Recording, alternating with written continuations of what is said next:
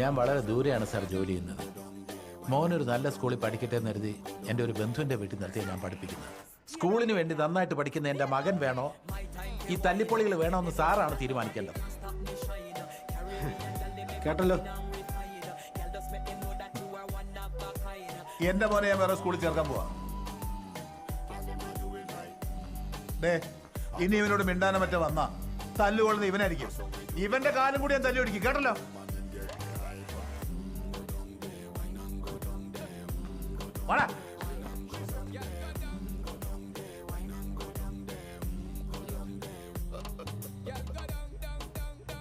ഇവ ഇനി വീട്ടിൽ ഇരുന്ന് പഠിച്ചോട്ടെ. ഇനി കൂട്ടുകാരെന്ന് പറഞ്ഞ് വീട്ടിന്റെ പരിസരത്ത് വന്ന ബാക്കി അപ്പ കാണാം.